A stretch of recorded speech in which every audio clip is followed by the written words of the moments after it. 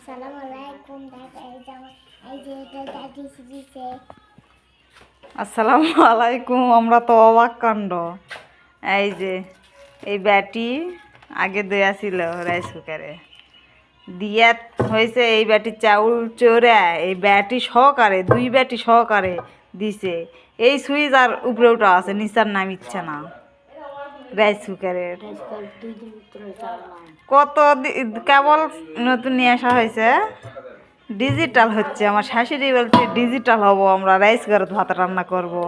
এতদিন রান্না করিনি রাইস কুকারত, সবাই রান্না করে শুনি, গল্প শুনি, এই জন্যই করে রান্না করিচ্ছে।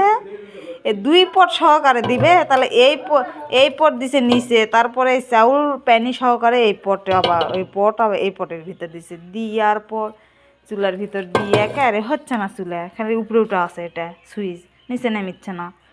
যা, চুলা নষ্ট হয়ে গেল, নতুন নিয়ে আসনো নষ্ট হয়ে গেল। হ্যালো বেলকে নেমে এই জায়গা থুইছি, এটা একে গরমে একে কাগজ কি হয়েছে দেখছো, উঠে গেছে এইখানে আর্টিস্টের ক্ষমতা নাই। হুম, আর্টিস্টের ক্ষমতা নাই। তাহলে কি রকম হয়েছে কও? এই যে এখন এখন হচ্ছে আলহামদুলিল্লাহ। আচ্ছা কি এক টেনশন, এটা উপরে ওটা আছে, হচ্ছে না, কুবদা দিয়ে আবার দিয়া থইছে। যে ভারী কিছু দেয় তাও ঠাসা দেওয়া থাকবে। তো এটা ভিতরে যদি ওই পট থাকে, তাহলে কোন দিন ভাত হবে 2 পট সহকারে, কোন দিন তাপ আসবে ভাত হবে। এখন আমার শাশুড়ি জানে না, নতুন মানুষ। আল্লাহ হাফেজ, সবাই ভালো থাকো।